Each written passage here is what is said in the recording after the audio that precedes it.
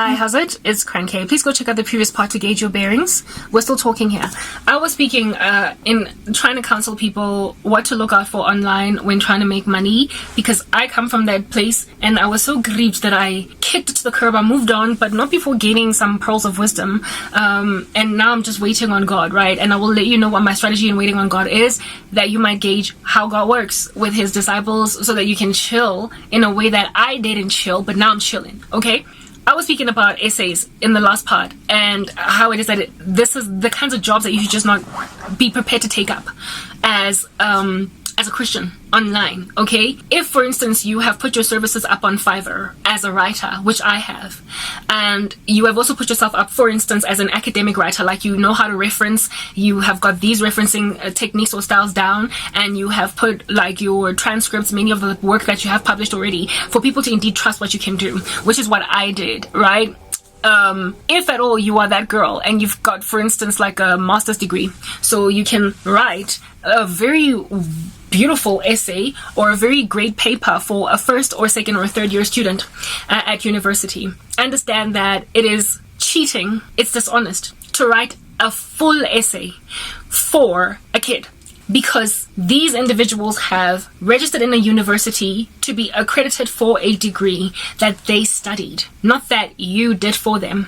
You know, when I was still at university, when I was still at Wits, these things never existed for us. These options were not available to us to just so easily cheat and not get busted. If you, like, it was so easy to get busted for cheating, because often there would be like some post-grad student in the university that is offering to write for a fee essays for undergrads, and they ran a little syndicate that got busted, and if they got busted they would be banned from universities across the country for 5 years.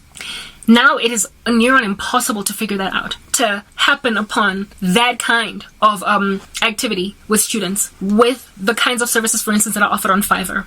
There are entire organizations, guys. This world is evil. Y'all must understand. And I have a feeling the Lord probably never let me win the job at this. I told you guys that I got rejected for some academic writing, what do you call this, website, right? And I told you that they gave my transcript, my essay that I wrote, to somebody else to accept, and then they rejected me, and I was bereaved. I cried over it. I was sad because I wrote that essay very well. It was excellently researched and all that jazz. But I'm not gonna say what this particular company is, but I don't even know why it's even allowed to exist on the internet as an organization that is credited as such without it being called out for dishonesty or crimes. Their platform it recruits writers from across the world to write academic journals or academic essays, academic content for high school, university, and upwards. And I applied there because I'm an academic and I indeed have a history of writing really great essays at school, at varsity. And I imagined that what kinds of jobs that I would be happy to embrace, except would be ones, for instance, where some academic publication just wants an article to be written on, like, you know, the philosophies of these particular deterministic philosophers of the 18th century.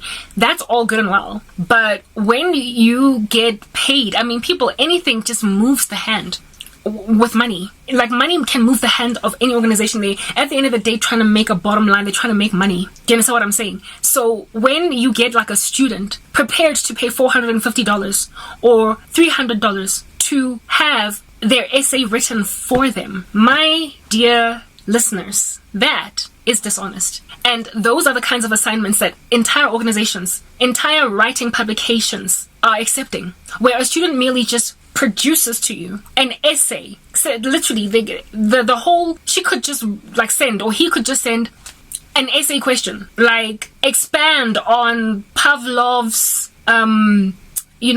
theory on classical conditioning and help extrapolate an analysis on paired stimulus and a conditioned response.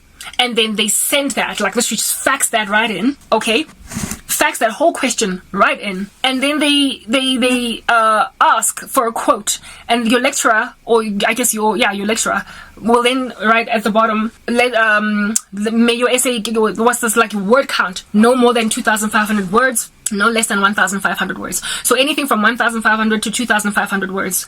And then you ask for a quote. You send in that essay question to the kind of organization that rejected my application. And then you say, for 1,000 words, how much will you charge me? For 2,000 words, how much will you charge me? For 1,500 words, how much will you charge me? And if the student feels like they've got the money, if their dad is, I don't know, Oppenheimer, then the student gets an entire excellently written essay done for them by a master's level student, graduate, with whatever referencing style is required by the university. So if it is the American standard of the American Psychological Association, that's what you use, the APA. If it's MLA, then you use MLA. Like, guys, I cannot begin to describe to you the level of fraud that would have been committed when I was in university. I used to panic towards the deadline of my essays because I always started everything late. If I had money, back in the day, was I dishonest enough to do that? No, I was too much of a scary cat. But I can imagine, I can absolutely fathom in my mind how some students would have been frustrated with, especially first years, with just all the requirements, how you must, you know, the like iffy requirements on what the conclusion needs to look like, the introduction, and no, I can't take it. And then, I mean, my dad is a millionaire and I'm not failing and I need all of my credits to be able to write my exam. I'll study then because then I can't bring the postgraduate student to come and write the exam on my behalf. So I'll have to study for my exam, but I'm definitely not going to be doing any work in terms of assignments. I'm not going to be doing any work in terms of submitted essays. Somebody else is going to do it for me. And so they just, go online, register, log in, pay a subscription fee, and also be prepared to pay however much it is that a person either on Fiverr, on Fiverr it's even worse because there's barely any regulation by countries as to what a person's services on Fiverr can be. Like, a person can literally contact you on Fiverr, tap on your shoulders and be like, look, I can see that you've got what is this, like a master's degree in philosophy. Please, can you just write my essay for me? And the Fiverr person would struggle with an attack of conscience, indeed. But like, if at all you're being given $1,000 to write some irresponsible student's essay, you're probably going to write that essay. You're probably going to invest your might, and you're probably going to do all the research for them. You're probably going to use all the resources you have at a postgraduate level, the Google Scholar access that you have from your university. You will use all that and reference and do all that you need to do, proofread, fact check, all that, run it through all different kinds of software, maybe even make your lecturer read it to find out how it is that they would grade it, if at all it was submitted by a first year student, and then submit it in exchange for a fee. And here it is that a first year student passes with flying colors an essay that they did not write for themselves. These are the kinds of jobs that Christians cannot accept because they are being offered. They're being given. This is the kind of stuff, the rabbit hole that I got into, that the discoveries I made when I was busy trying to make money online. I found fraudsters. I found so much compromise on the part of the planet. I realized that the earth is no longer what it used to be. Education, instruction is no longer what it used to be. Understanding is no longer what it used to be. It was not only in the field of academics that I was so grieved, it was also in the field of just general, the corporate space where I got grieved. The ability to make money. Where do you find joy in the work that you do? Where do you find a sense of achievement when you just make money, but you don't actually have a purpose? You don't have a career. You don't have anything that you can pride yourself in doing. All you do is just earn money so you can go and spend it and flash it in front of people without any real purpose, any real structure, anything that is your life's work. What is the point? Next part.